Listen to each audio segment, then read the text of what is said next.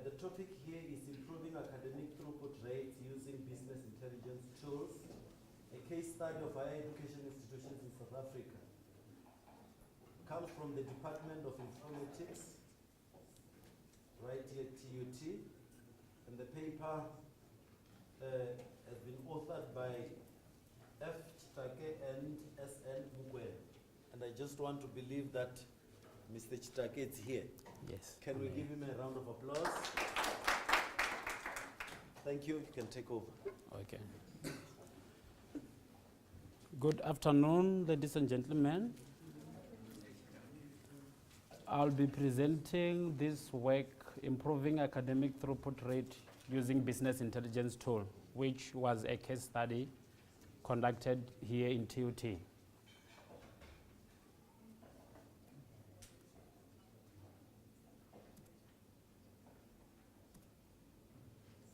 Now, a lot has been said on the throughput rates that we are facing this big challenge, all South African institutions, higher education institutions.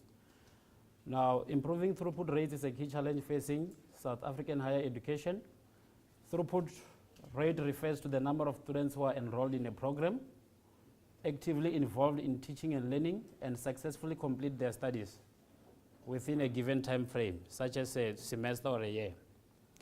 Now, we find that there are always dropouts every year. If you read research or white papers by CHE, DHET, and other organizations, you will find that the dropout rates, the throughput rate level is very low.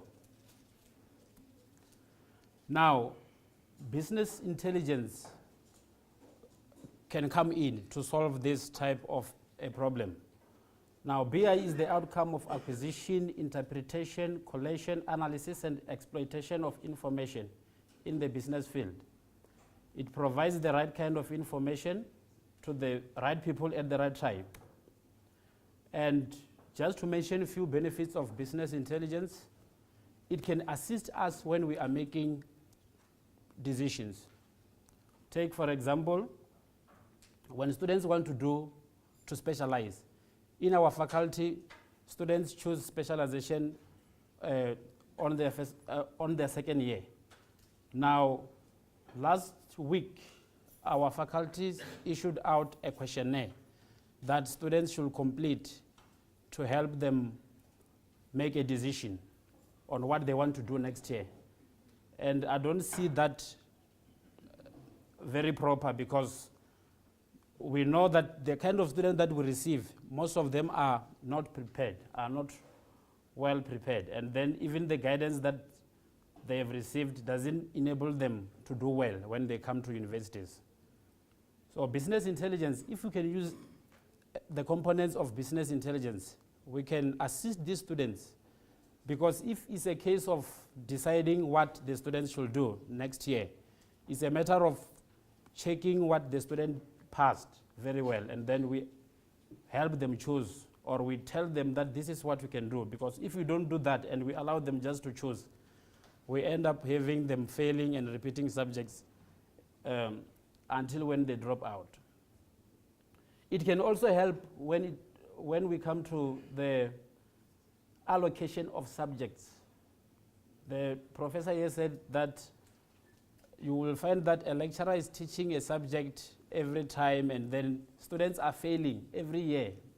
The failure rate is high, and then the lecturer keeps on teaching the same subject that he is not doing well. So with this kind of functionality, we can check who is doing what, who is producing better students. The problems associated with low throughput rates, amongst others, the funding that an institution receives, it affects the money that is allocated to a university or an institution of higher learning. Overcrowding of students in class. Students, as they fail one subject many times, they overcrowd the class, and then that also, again, have a bad impact to the throughput rate. And in the long term, it increases poverty levels, because they will drop out, they go out, they are not working, crime levels also will go high. The objective of this study was to investigate how universities can improve throughput rates by effectively using BI components of the ITS. Now we know that we have got ITS that we use. Academic staff, we use ITS for capturing marks. Basically, we use it for putting in the marks when we have to calculate the predicate marks for the students. But this ITS has got more functionality that can go far from just entering the marks.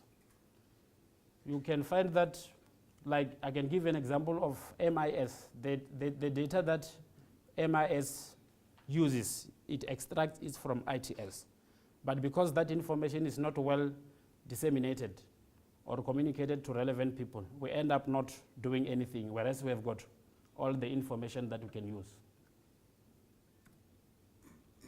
The conceptual framework of this study, it was based on the Dillon and McLean IS success model, which was developed in 1992 and revised in 2003. The reason why I chose this model is because it addresses all the issue of an information system in terms of the quality, the information quality, the system quality, service quality, and then the variables intention to use and user satisfaction are also dependent on whether the information system that we have is of good quality. Now, if the intention to use the system and user satisfaction is well met, then we can have good net benefits, of which in this case will be the improved academic throughput rates.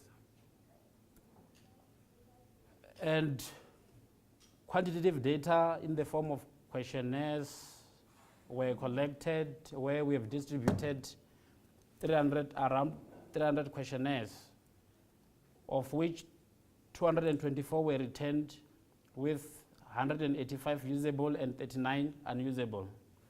And the data was analyzed using SPSS. The results of all construct was above the required minimum alpha coefficient value of 0.7 for all construct. We have analyzed the data and then we have received good results out of all the variables that we have tested.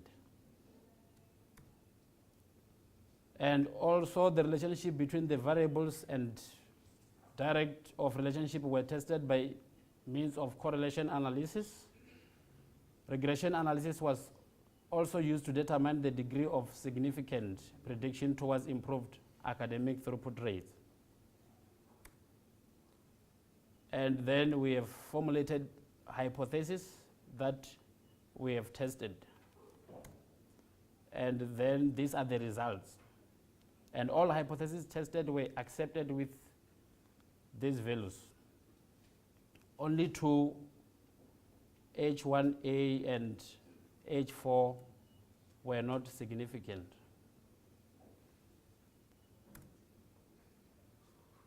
Now, from all the hypotheses, the intention to use and the user satisfaction showed good results in terms of they were found the main predictors to achieve net benefits. But that doesn't necessarily mean that other factors or construct on the model are not important. The findings indicate that improved throughput rates can be achieved if information from the STS is used to monitor students' academic progress through early identification of students at risk. Now, we have said earlier about the use of automated early warnings. We are seated with information, and then that information can be analyzed, and then it can be used to improve throughput rates. The ITS that we are using, it has got functionalities of or capabilities of sending early warnings to students, but that is not happening. We only know about the problems when we have to exclude these students from class. And the findings further indicate that information quality, system quality, and service quality are not major concerns of users because the system is able to meet minimum expectations. But problems lie on the frequency of using the ITS and its subsidiaries. By its subsidiaries, we are referring to My Tutor is also part of this ITS because it gets information from ITS. And we know very well that very few people use ITS and My Tutor as well. We have got a very little percentage of people who use those systems on a daily basis. Now, a larger percentage of users, about 66%, according to the findings, they do not use the system frequently. Now, this impacts on the updates since users may skip updates and other important information.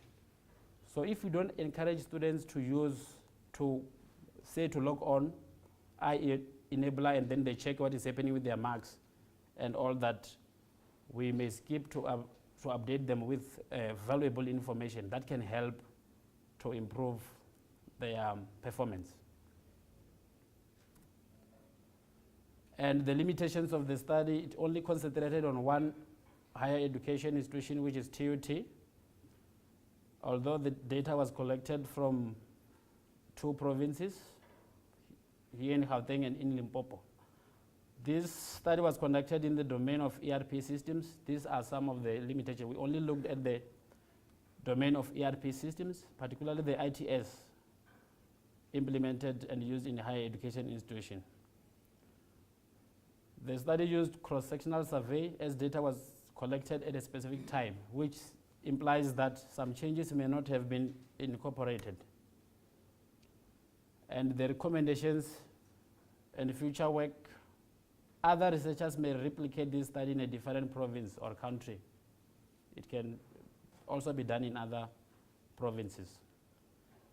The findings of this research can be used by other higher education institutions for monitoring student progress, and other developing countries can also use the findings of this study for their HEIs. Now, studies concentrating on higher education institutions should expand and investigate more than one institution and employ more empirical scientific evidence to establish the critical factors associated with BI utilization and how HEIs can achieve improved throughput rates. Basically, here, what I can summarize is that we have got a tool that we can use. It has got capabilities of analyzing information, and the pattern that we can receive from the system can be, we can tell if students can do better or not.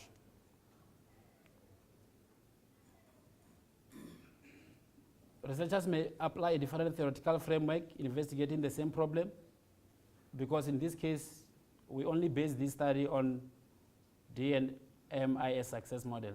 So there are many frameworks that can be used to try to solve the problem of low throughput when researching. Studies on HEIs should also focus on using longitudinal surveys to avoid collecting data within a specific time frame. And there should be more studies concentrating on the use of ERP systems in all higher education institutions, including investigating the ERPs used in FET colleges. According to my understanding, I think it's also relevant to FETs. It's not only universities or universities of technologies. So if the findings from this study can be applied or implemented also in FETs, we can have better results. Thank you.